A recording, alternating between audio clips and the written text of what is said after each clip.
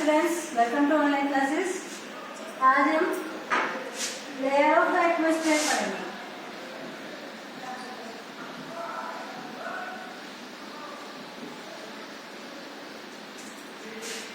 देखो 5 लेयर्स होती है। ट्रोपोस्फेयर से हम हिंदी में सौरमंडल कहते हैं, स्ट्रेटोस्फेयर सप्ताहमंडल, मेसोस्फेयर मध्यमंडल और थर्मोस्फेयर होता है आयन मंडल या फिर बाह्य मंडल और एक्सोस्फेयर बहिर्मंडल। इसमें जो सबसे ऊपर होता है टॉपमोस्ट लेयर होती है जो होता है troposphere. Troposphere is a layer is the closest of the surface of the earth, यानी कि जो एटमॉस्फेयर की क्लोजेस्ट होती है और सरफेस अर्थ सरफेस के जो केवल 13 किलोमीटर के समथिंग की ऊंचाई होती है। The air was breathing atmosphere, जो हम सांस लेते हैं ऑक्सीजन वगैरह इसी में हमें मिलती है ट्रोपोस्फेयर में। All weather phenomena like cloud, fog, dew, frost, storm, lightning, sand, the hailstorms, or precipitations, ये सब कुछ इसी के में होते हैं, यानी सौरमंडल में। सन ड्यूरिंग की पार्ट इज वार्म, इसी की वजह से दिन के समय सूरज की किरणें की सीधे गिरने से तो पृथ्वी गर्म होती है और रात के समय में ठंडी रहती है। एंड क्लोजेस्ट है ये पृथ्वी सरफेस के यानी अर्थ सरफेस के बिल्कुल नजदीक है। अब आता है स्ट्रेटोस्फेयर यानी कि समताप मंडल। इसकी हाइट है 50 किलोमीटर के समथिंग। जो एस्टिमेट होता है एटमॉस्फेयर 80 डिग्री सेंटीग्रेड टेम्परेचर होने के बाद में ये चलता है, इसका आगे बढ़ता रहता है। And the cloud layer are the most common associated, यानी वेदर फिनोमेना इसी में होता है। क्लाउड्स वगैरह बनते हैं जो रहते हैं जहाँ से बरसात आती है वो सब इसी से होता है, यानी कि फ्लाइंग ऑफ एरोप्लेन्स वगैरह इसी में होता है। यानी एरोप्लेन फ्लाइंग वगैरह का मोस्टली आइडियल यही है, कौन सा? स्ट्रेटोस्फेयर यानी कि समताप मंडल। And the lower part of stratosphere between 15 to 35, यानी कि 15 से 35 किलोमीटर निचला स्तर होता है लास्ट, जिसे ओजोन स्फीयर भी कहते हैं। मैक्सिमम कंसंट्रेट ओजोन, यानी कि ओजोन सबसे ज्यादा इसी में मिलती है। एंड ये हमें हार्मफुल रेडिएटिव जो एक्टिविटीज होती हैं जो सन से सीधी आती हैं उनसे ये हमें बचाता है, इसलिए ये अपेरेंट लेयर्स कॉल्ड स्ट्रेटोस्फेयर, यानी कि इस लेयर को यानी 15 to 35 के बीच वाली जो एटमॉस्फेयर वाली लेयर है इसे इसी वजह से स्ट्रेटोस्फेयर यानी कि टेम्परेचर स्टार्ट फॉलिंग अगेन, उसके बाद में टेम्परेचर वापस गिरना शुरू हो जाता है। अब आता है मेसोस्फेयर। इसकी भी बिटवीन 50 to 80 किलोमीटर के सन के बीच में रहता है। अपर मोस्ट लेयर है कोल्डेस्ट यानी सबसे ठंडी लेयर, हमारे एनवायरनमेंट की सबसे ठंडी। एंड अपर मोस्ट लेयर होने के कारण इसे मेसोस्फेयर के नाम से भी जाना जाता है। अब आता है थर्मोस्फेयर, फोर्थ लेयर है जो मेसोस्फेयर के ऊपर होती है या फिर ये अर्थ को प्रोटेक्ट करती है, जैसे कि अल्ट्रावायलेट में आती है ना ओजोन स्फीयर बनाती है वो बात, या फिर इसे आयन मंडल भी कहते हैं। जो सन एनर्जी से क्रिएट होती है उसको ये मॉडरेट कर पृथ्वी पर रहती है, यानी कि मॉडरेट टेम्परेचर को ये बनाती है जिससे पृथ्वी की रक्षा होती है, प्रोटेक्ट करती है ये पृथ्वी को। एंड द एक्सोस्फीयर है upper most layer of the atmosphere, नाम एज द एक्सोस्फीयर के नाम से जाना जाता है। इसमें light gases helium hydrogen float करती है, यानी स्पेस फ्रॉम एयर, पूरा स्पेस इसी के अंदर रहता है वायुमंडल के अंदर। एंड अब आता है air pressure.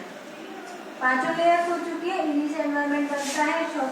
Troposphere, stratosphere, mesosphere, thermosphere and exosphere, ये एक एटमॉस्फेयर का निर्माण करते हैं पूरे का। अब आती है air pressure.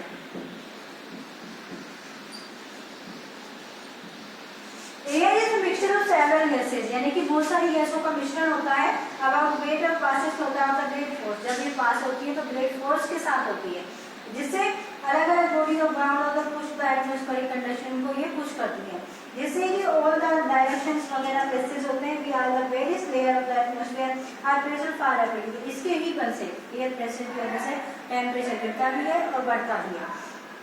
Air pressure is the highest of sea level, समुद्र तल पर ये हाईएस्ट लेवल पे होता है प्रेशर।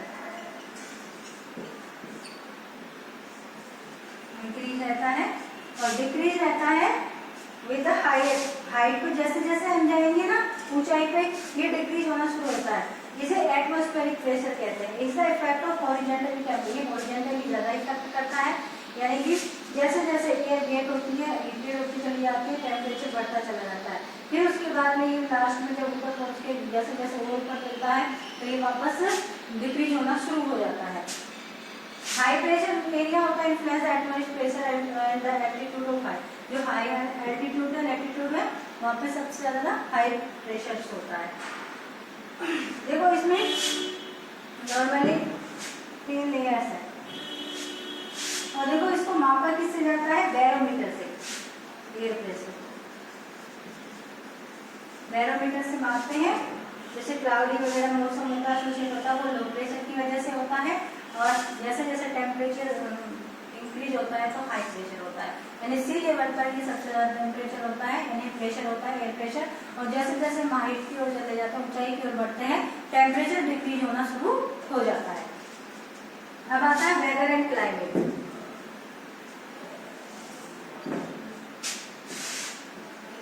कभी कभी तो नॉर्मली वेदर एंड क्लाइमेट तो लोग एक ही समझ लेते हैं लेकिन दोनों अलग अलग चीजें हैं। वेदर होता है मौसम, क्लाइमेट होता है जलवायु। देखो मौसम का होता है कि निश्चित समय के लिए कुछ समय के लिए यानी कि कम समय में के लिए आता है और फिर ये बदल जाता है।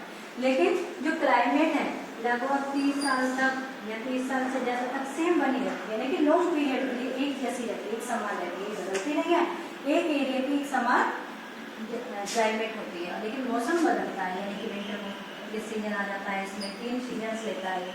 समर सीजन आ जाता है, इसमें रेनी सीजन आता है। इसी में weather is the state atmospheric particular place over the short period of time यानी कि शॉर्ट पीरियड के लिए समय में आता है। Is the combination of temperature, pressure, wind और रेनफॉल का एक मिला जुला रूप है। यानी कि कभी कभी समर में टेम्परेचर हाई रहता है, विंटर में टेम्परेचर लो रहता है एंड रेनी सीजन में बरसात आती है।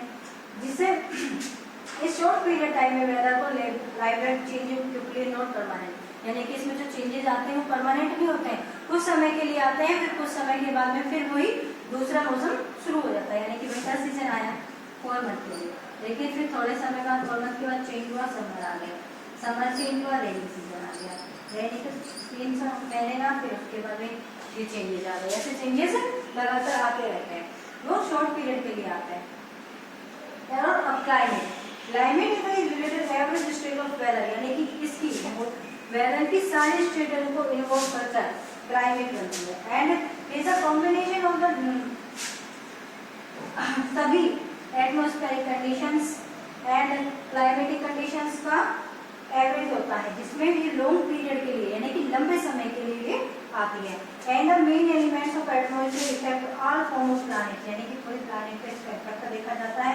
प्लेस ऑफ नियर इक्वेटर या हॉट एंड वेट क्लाइमेट होता है by the particular cold climate यानी जैसे जैसे हम नॉर्थ की तरफ जाएं क्लाइमेट कोल्ड होता चला जाता है। जैसे अगर इक्वेटर की बात करें यानी कि इक्वेटर पे हॉट, फिर टेम्परेट जोन आता है और फिर फ्रिज जोन आता है। तो यहाँ पे जैसे जैसे यहाँ पहुँचते हैं टेम्परेचर कम होता चला जाता है, डिक्रीज होता है, इसमें टेम्परेचर ज़्यादा रहता है। एंड द प्लेस में equated tropical monsoon and desert climate ये कई तरह के क्लाइमेट होता है, ट्रॉपिकली होता है, डेजर्ट एयर होता है एंड जैसे कि मॉडरेट क्लाइमेट हो तो वो सब चीज़ें इसी में आती है। यानी कि सम मौसम होता है, ज़्यादा सर्दी हो रहा है या फिर ज़्यादा गर्मियाँ पड़ती हैं या फिर ये सब इसी क्लाइमेट में मर्ज होता है। ये प्लेस इक्वेटोरियल होता है यानी ट्रॉपिकल रीजन्स के है, मानसूनी है, डेजर्ट क्लाइमेट है, अलग अलग एलिमेंट्स होते हैं। रेनफॉल होती है, एटमॉस्फेरिक प्रेशर होता है, ह्यूमिडिटी भी होती है, विंड डायरेक्शन भी चेंज होता है, स्पीड भी होती है, क्लाउड कवर्ड भी होता है। तो ये सब क्लाइमेटिक कंडीशंस हैं जो क्लाइमेट के अंदर आती है यानी कि पूरे वर्ष पर्यंत में जितने भी परिवर्तन होते हैं वो क्लाइमेट के अंतर्गत आते हैं। यानी कि मौसम में जितनी भी कंडीशंस होती है वो क्लाइमेट को